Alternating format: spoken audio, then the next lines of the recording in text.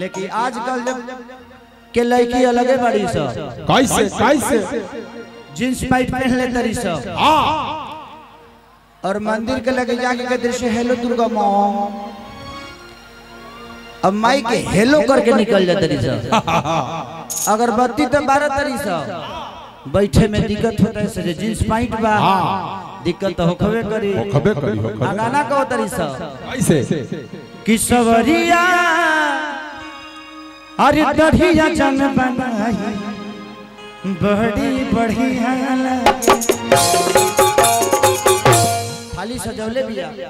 आ का कह दिया बाबा कैसे कि ये दिल आशिका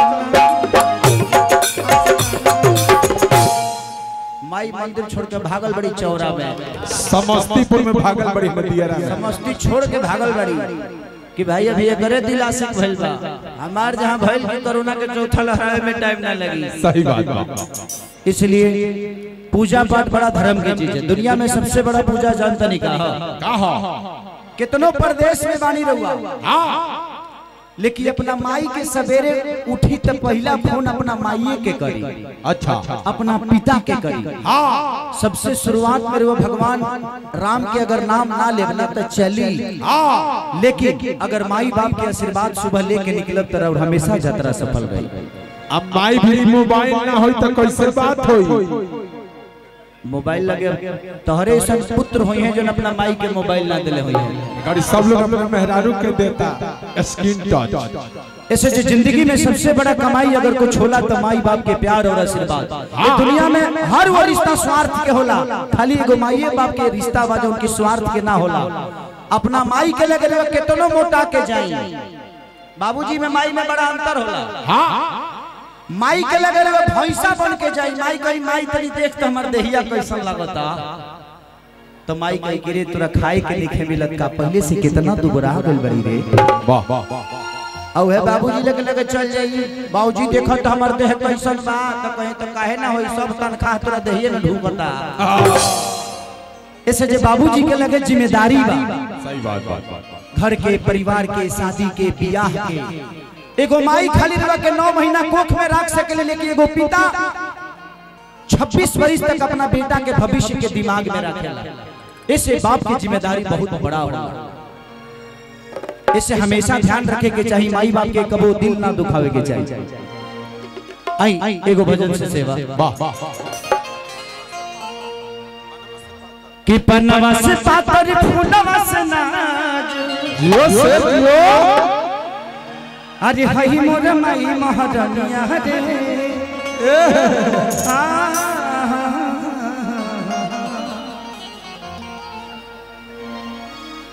कि अवतारी घर मोर सतरे बहनिया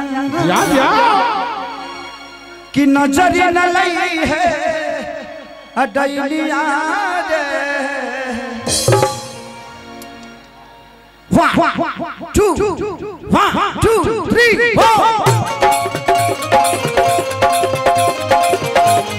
हेलो यस या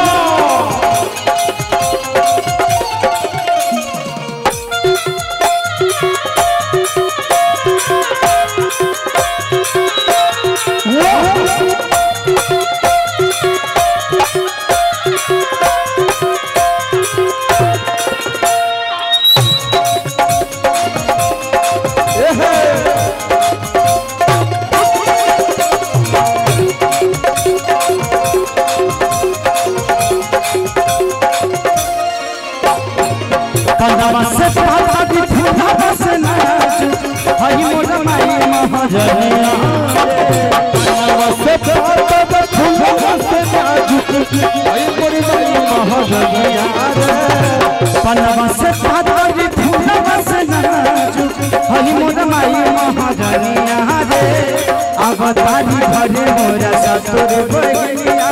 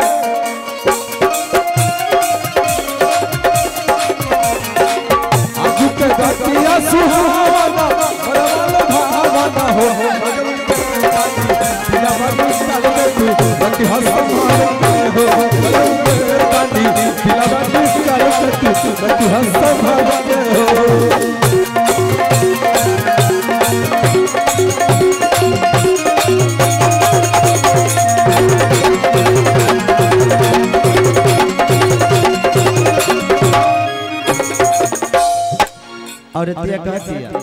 चला रहा धीरे धीरे। हर हंसुली ताली बाजे हो ताली बाजे।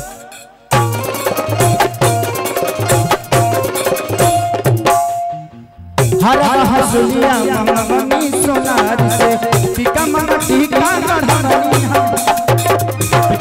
टीका बनवनी सोनार से टीका बनवनी सोनार से। कहा हर हंसुलिया ताली बाजा ताली। हर हंसुलिया मम्मी बाजार से टीका मम्मा टीका गढ़नी सोनार से टीका बनवनी सोनार से टीका बनवनी सोनार से। कि नहो में नव दिना अरे पाठ कैली मैया जा जा कि दीपक सजाई थरिया रे वाह कि नवमी में है नौ दिन क्या बात है। अरे पाठ कैली मैया के ओहो जो मेरे से कि दीपक सजाई थरिया रे अवतारी घरे मोरा सतुरे बहिनिया अवतारी घरे मोरा सतुरे बहिनिया नजर न लगे है दैनिया रे सतुरे बहिनिया न लगे है दैनिया अवतारी घरे मोरा सतुरे बहिनिया नजर न लगे है दैनिया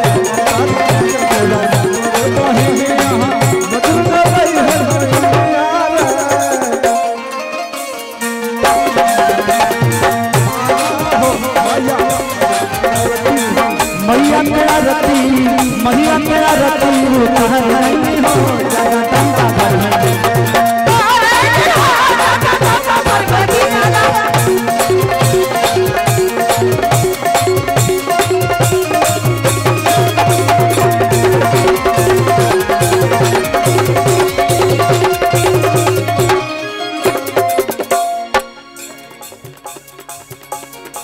कि अखिलेश आजाद के बाटे गजब खेले हो बबुआ के सारी जरा ले दिया तेल हो सारी जगह दिया तेल हो बबुआ के सारी जगह दिया तेल हो। अखिलेश आजाद के गजब बखे क्या बात है। बबुआ के सारी जरा ले दिया तेल हो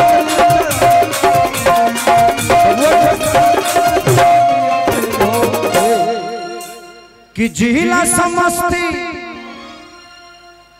अरे लूटा ताट मस्ती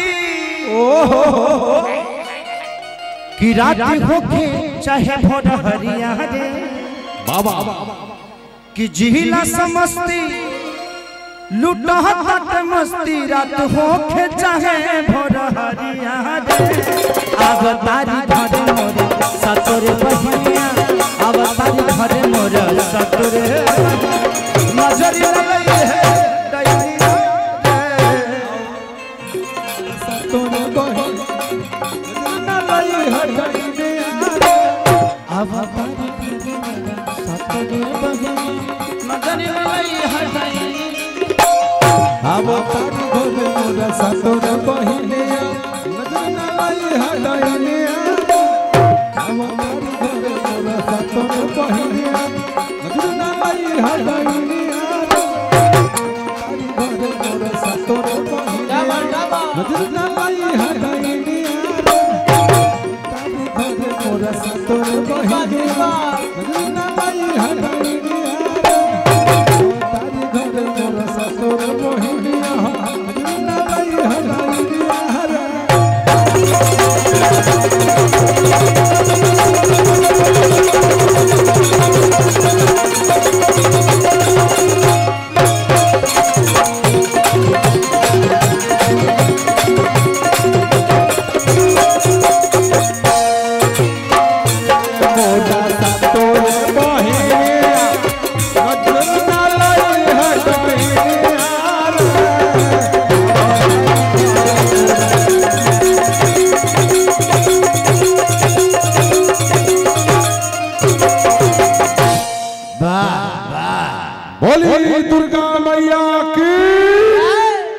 मास्टरी वाला फाइनल हो गई का?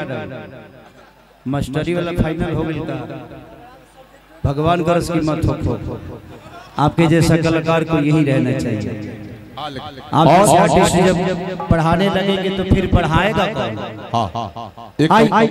एक का बस सब सोचना है जी। किसी